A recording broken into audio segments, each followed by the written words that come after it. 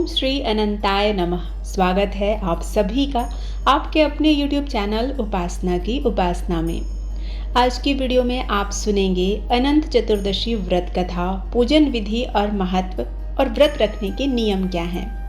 आपसे रिक्वेस्ट है कि आप वीडियो में अंत तक बने रहें। वीडियो पसंद आता है तो प्लीज़ इसे लाइक ज़रूर कीजिएगा। चैनल पर पहली बार आए हैं तो इसे सब्सक्राइब करना बिल्कुल मत भूलिएगा। बेल बटन प्रेस कीजिए ताकि नए वीडियोस आप तक रोज पहुंच सके। हिंदू धर्म में अनंत चतुर्दशी का बहुत महत्व है। इसे अनंत चौदस के नाम से भी जाना जाता है। इस दिन भगवान विष्णु के अनंत रूप की पूजा की जाती है। भाद्रपद मास में शुक्ल पक्ष की चतुर्दशी को अनंत चतुर्दशी कहा जाता है।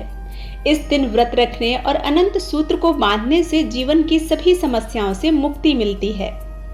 अनंत चतुर्दशी पर भगवान विष्णु, यमुना नदी और शेषनाग जी की पूजा की जाती है। शास्त्रों के अनुसार अनंत चतुर्दशी का व्रत मनुष्य को जीवन के सभी कष्टों से बाहर निकालता है। लेकिन अनंत चतुर्दशी व्रत के नियमों का पालन किए बिना आप इसे पूर्ण नहीं कर सकते हैं और ना ही इसके शुभ फलों को प्राप्त कर सकते हैं।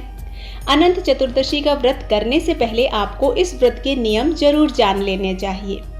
अनंत चतुर्दशी के व्रत के नियमों में अनंत चतुर्दशी का व्रत करने वाले व्यक्ति को ब्रह्म मुहूर्त में उठना चाहिए और स्नान आदि करने के बाद व्रत का संकल्प लेना चाहिए।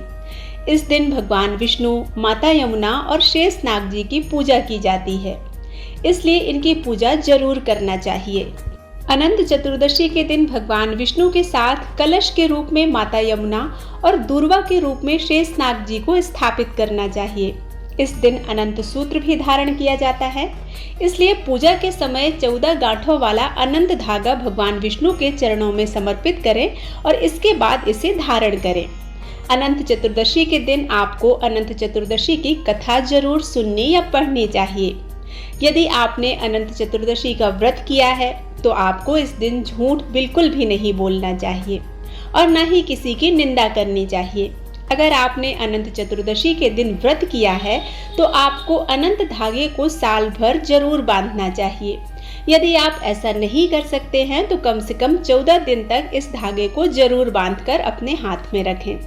अनंत चतुर्दशी के दिन यदि आपने व्रत किया है तो आपको इस दिन नमक का सेवन बिल्कुल भी नहीं करना चाहिए।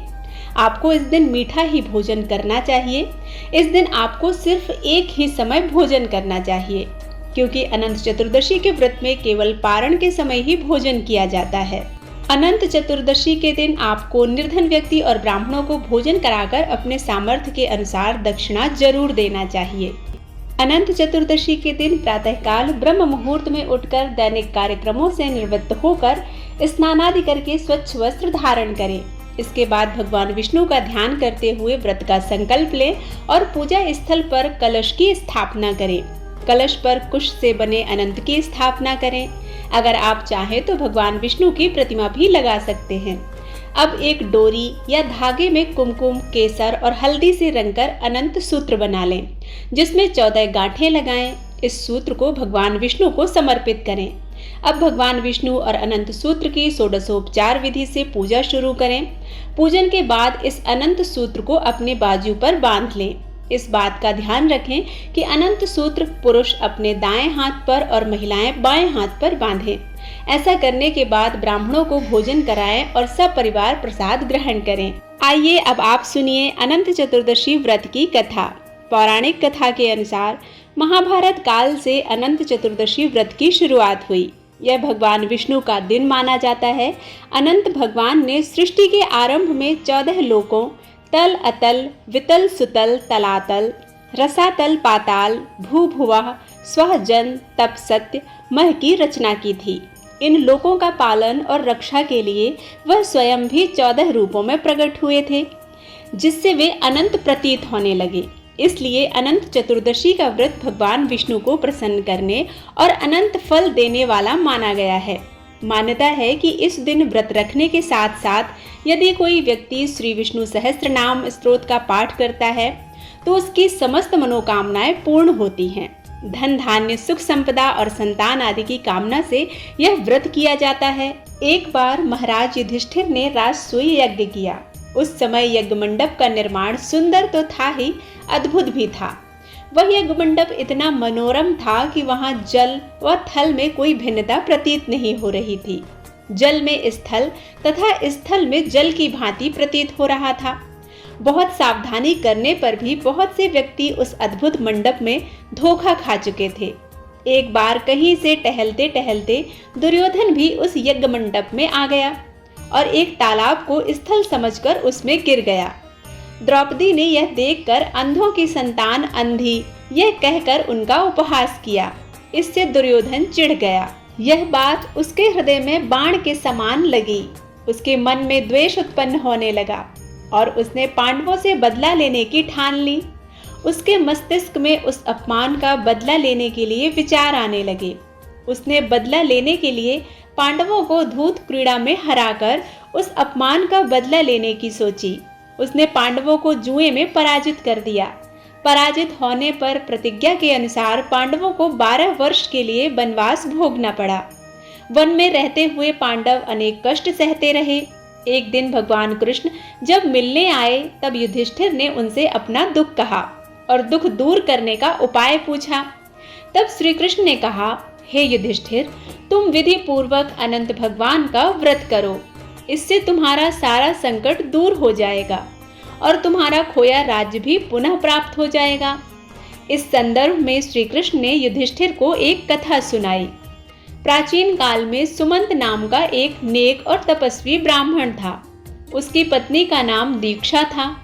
उसकी एक परम सुंदरी, धर्मपरायण तथा ज्योतिर्मयी कन्या थी। उसका नाम सुशीला था। सुशीला जब बड़ी हुई तो उसकी माता दीक्षा की मृत्यु हो गई। पत्नी के मरने के बाद सुमंत ने कर्कशा नामक स्त्री से दूसरा विवाह कर लिया। सुशीला का विवाह ब्राह्मण सुमंत ने कौंडिन्य ऋषि के साथ कर दिया। विदाई में कुछ देने की बात पर कर्कशा ने दामाद को कुछ ईंटें और पत्थरों के टुकड़े बांध कर दे दिए। कौंडिन्य ऋषि दुखी होकर अपनी पत्नी को लेकर अपने आश्रम की ओर चल दिए, परंतु रास्ते में ही रात हो गई। वे नदी तट पर संध्या करने लगे। सुशीला ने देखा वहां पर बहुत सी स्त्रियां सुंदर वस्त्र धारण कर किसी देवता की पूजा कर रही थीं। सुशीला के पूछने पर उन्होंने विधि पूर्वक अनंत व्रत की महत्ता बताई।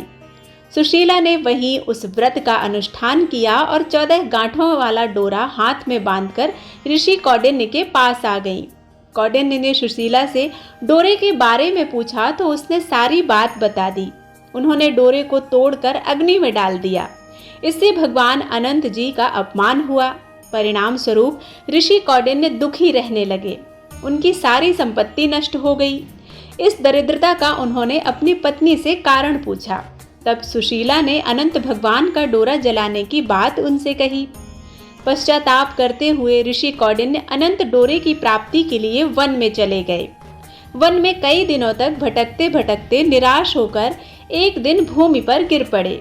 तब अनंत भगवान प्रकट होकर बोले, हे कौंडिन्य, तुमने मेरा तिरस्कार किया था, उसी से तुम्हें इतना कष्ट भोगना पड़ा।